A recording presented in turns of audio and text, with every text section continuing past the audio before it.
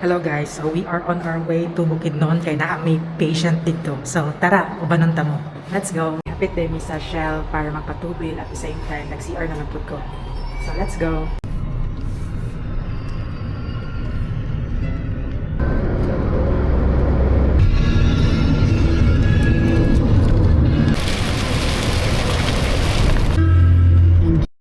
We're here, our first stop kay MPGH. Let's go. Our last stop, Bukidnon Provincial Medical Center.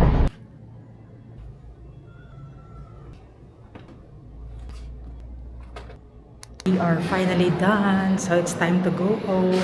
Let's go. Let's go back to CDO. So go.